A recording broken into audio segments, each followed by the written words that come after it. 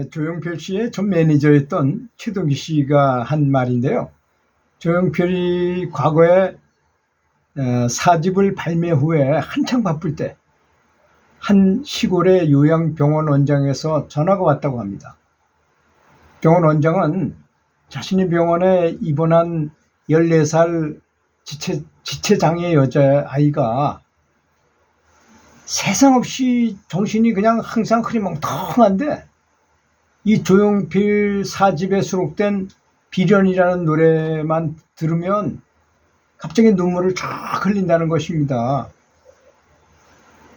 그 환자는 그 요양병원에 입원한 지가 8년이나 됐는데 처음으로 그런 감정을 보이고 눈물을 쫙 흘리더라는 거니까 얼마나 감동했겠어요. 부모도 그렇고 이 병원의 간호사나 원장들이. 그래가지고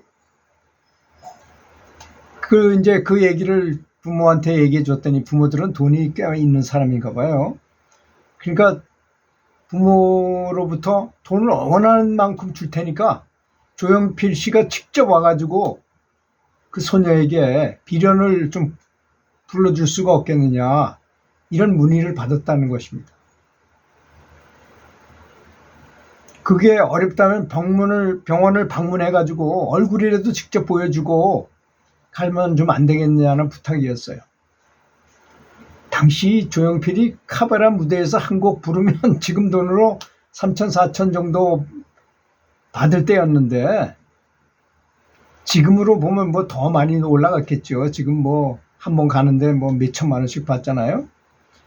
조용필에게 그 얘기를 했더니 피우던 담배를 바로 툭 끄더니 바로 그냥 병원으로 출발하자고 했다는 것입니다. 그날 행사가 4개나 잡혀 있었어요. 그거 취소하면요, 위약금을 왕창 물어줘야 돼요. 그 위약금을 다 물어주고 그냥 바로 그냥 뭐 생각할 것도 없이 그냥 바로 그 시골 병원으로 찾아갔다는 것입니다. 병원 사람들이 깜짝 놀랐죠. 보호자들은 물론이고 사람들이 깜짝 놀랐죠. 조용필이가, 그 유명한 조용필이가 이 시골 병원까지 찾아왔다고 하니. 조용필은 병원에 들어서자마자 사연 속에 그 소녀를 찾았어요. 뭐 지체장애자니까 멍하니 아무 표정도 없이 멍하니 바라보고 있었죠. 그리고 가져간 MR을 틀어가지고 그 소녀의 손을 붙들고 비련을 부르기 시작하자 소녀는 역시 펑펑 울기 시작했고 소녀의 부모도 펑펑 울었던 것입니다. 정말 기적 같은 일이 벌어진 거예요. 조용필이 여자애를 안아주고 자기 책별 사인을 한 CD를 건네주고서 작별하고 차에 오르는데 아이 엄마가 따라오면서 돈을 어디로 얼마나 보내드리면 될까요? 하고 물었던 것입니다. 그러자 조용필은 따님이 오늘 흘린 눈물이 제가 평생 벌었던, 또 앞으로 벌게 될 돈보다 더 비쌉니다. 라고 대답했다는 것입니다. 최동기 씨는, 매니저였던 최동기 씨는 그때 조용필이가 그때 한 말이 아직도 기억에 생생하게 남는다라고 되뇌이면서 눈시울을 붉혔다는 것입니다.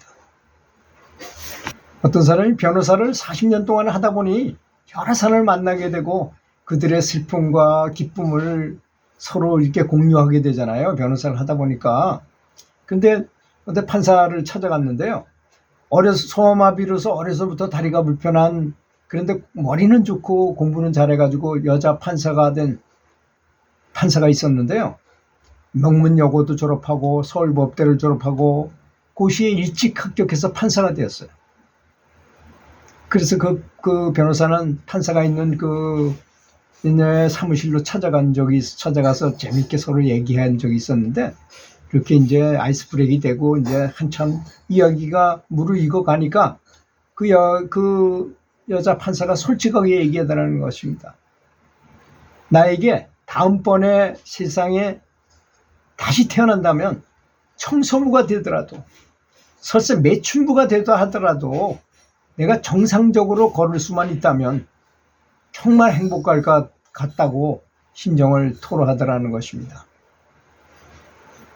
그 말의 진정성이 그분의 가슴 깊이 스며들었다고 합니다.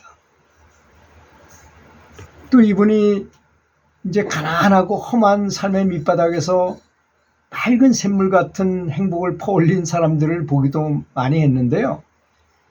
어떤 노동자 출신인 시인인 그는 폐암말기였어요.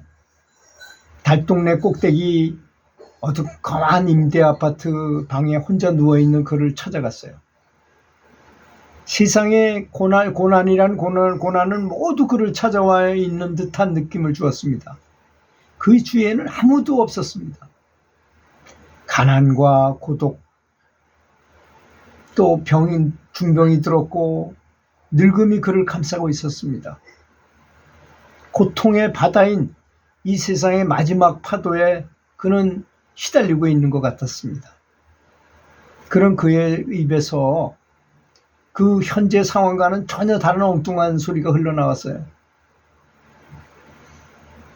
나 같은 죽어가는 환자가 하루 종일 누워있을 수 있는 방이 있다는 것이 감사합니다. 또 이웃 저기 보이는 저 중학교에서 급식하고 남은 누룽지를 그 아줌마들이 가져다 줘요. 또 성당에서 나물 반찬을 가져다 냉장고에다 촥촥 넣어줘요.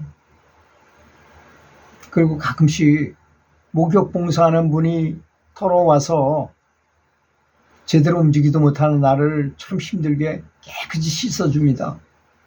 이 얼마나 감사한지 모릅니다. 아침에 창문을 열면 투명한 이슬이 맺힌 호박꽃이 보입니다. 누가 호박꽃을 밉다고 표현하나요? 저는 그렇게 아름다울 수가 없어요. 저는 참으로 행복하게 살았습니다. 그 시인은 나를 만난 후 죽을 때까지 몇 달 동안 매트레스 아래 공책과 연필을 놓고 시를 쓰다가 죽었습니다. 그는 내가 마지막 시집을 내줬으면 하는 것 같은 느낌을 받았습니다.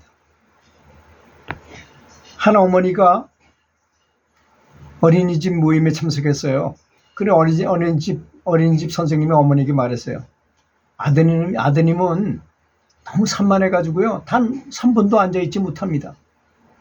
어머니는 아들과 집에 돌아오는 길에 말합니다. 야, 선생님께서 너를 무척 칭찬하셨어. 의자에 앉기를 단 1분도 못 기던 내가 이제는 3분이나 앉아있었다고 칭찬하셨어. 다른 엄마들이 모두 엄마를 부러워하더구나. 그날 아들은 평소와 달리 밥 투정을 하지 않고 밥을 2공기나 뚝딱 비웠습니다.